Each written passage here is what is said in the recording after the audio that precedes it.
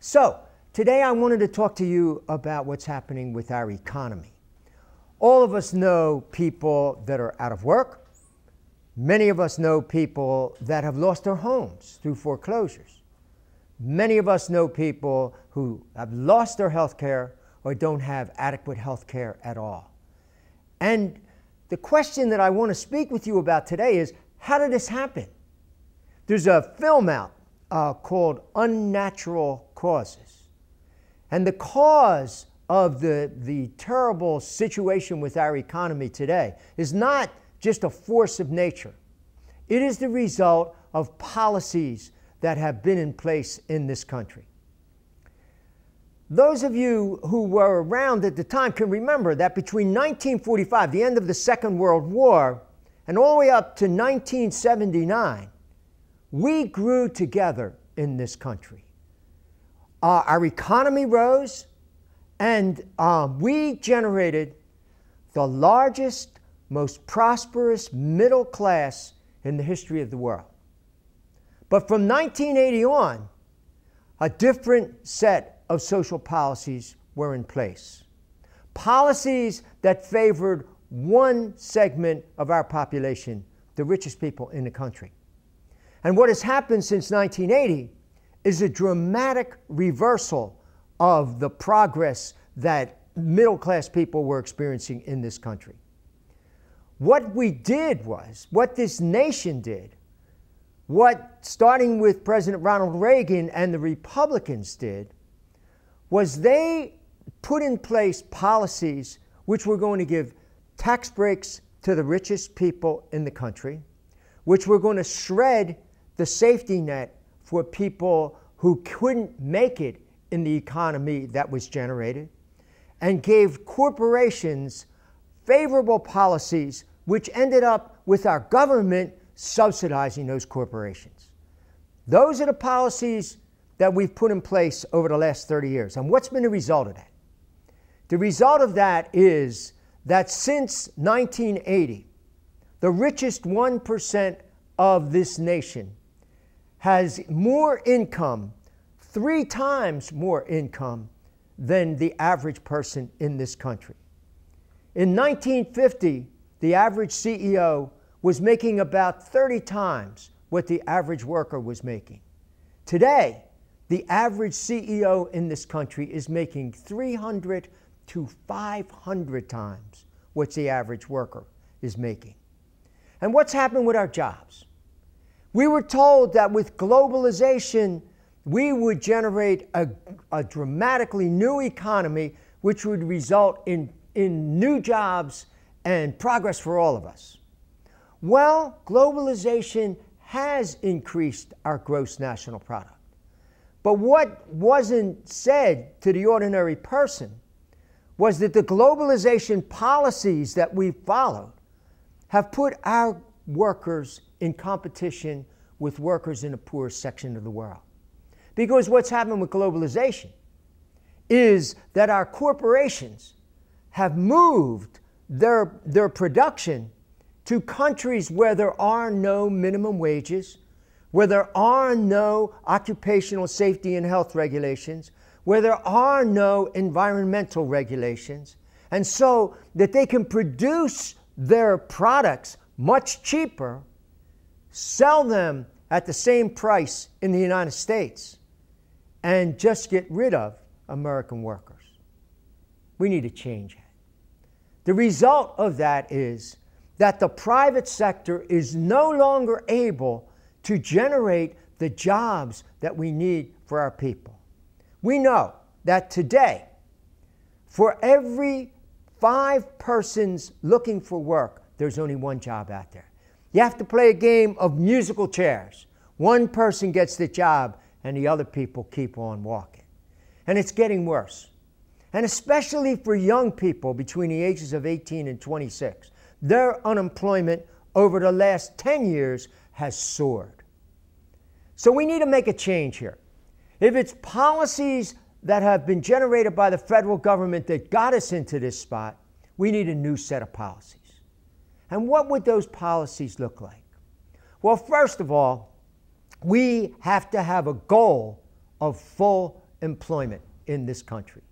President Roosevelt said one time, no matter how rich the country, unemployment is an extravagance that we cannot afford.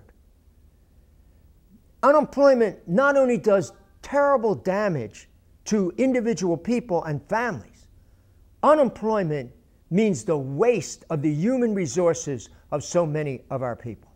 So what do we need to do? Well, I would propose these things. First of all, we need to restore the safety net in the country.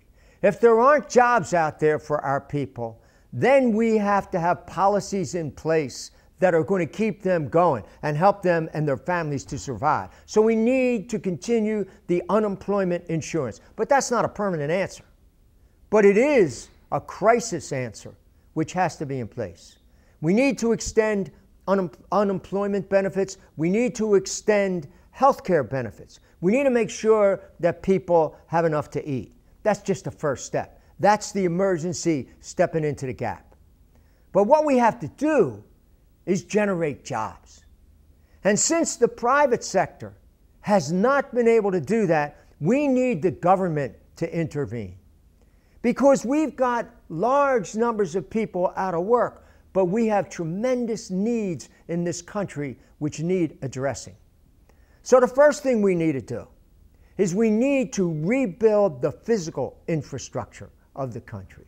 Our roads, our bridges, our schools, our public buildings, our water systems, our sanitation systems, all those are in great need of new attention. And by focusing on those things, we will put a lot of people to work. So that's the first step. Rebuild the physical infrastructure of our country. The second thing we need to do is we need a new energy system. We need to move away from our dependence on fossil fuels and an energy system which makes us dependent on outside sources. We need to move to an energy system which emphasizes efficiency, renewable resources, and conservation. And that means a green energy system. That means solar. That means wind power. That means geothermal. That means retrofitting public buildings and giving people incentives to insulate and retrofit their homes. That will generate a huge number of jobs in the country, and it's an investment that will pay off for individual families and for our country as a whole. So that's the second thing we need to do. The third thing we need to do is we need to invest in the human infrastructure of this country. We need a new healthcare system. A healthcare system that covers everybody, that is comprehensive, and that is affordable. We need to invest in the education of our young people. Our young people now are in competition with people all over the world. And just to give you an idea of the stakes here, this year the United States will graduate about 44,000 people with PhDs. China will graduate 640,000 people with PhDs. So we have to make sure that our young people are getting the education they need to be able to be equipped to fill the jobs of the 21st century. Now, what does that mean? That means we have to start early.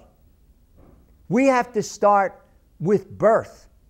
We have to provide parents the tools that they need to help their kids keep healthy and prepare for school. We have already identified the best practices to help kids develop at each stage of their growth. We need to put those things into place. We need the support for young people and their families so that they're ready for school and come ready to learn. And in our schools, we not only have to have excellent teachers, we need to have support for them outside of school, after school activities, summer activities, so that they can learn and grow and be ready for secondary education and for taking on the responsibilities that will be theirs in the 21st century. So we need to invest in education. and that will generate a large number of jobs. We need to invest in lifelong learning so that our workers who have been in the field for many years can get the skills that they need to continue to grow and be able to do the new jobs that are going to be required. I think all of this means that we have to reinvest in manufacturing, because a country which doesn't have a manufacturing sector will be dependent on outside sources for the products that they need, just like we're dependent on outside sources now for oil and other energy products. So what I'm saying is that we need a new set of social policies which invests in our people, which has full employment as a goal, which makes sure that our people are able to produce the things that we need to regenerate our middle class in this country, so that once again, we have a middle class which is the envy of the world. Our goal should be to continue to expand our middle class so more and more people have a higher quality of life. President Roosevelt said one time, the measure of our progress is not whether we give more to those who have in abundance, but whether we do enough for those who have too little. I just want to say to you that if the Republicans are in control of Congress, if the Republican congressman from this district is reelected, we will have more of the same. President Obama said 2 weeks ago, what's happening is that the people who drove the economy in a ditch want the keys back. We can't give them those keys. I promise you that when I go to Washington, I will fight for you. I will fight for working people and their families. I will fight to make this country live up to its ideals.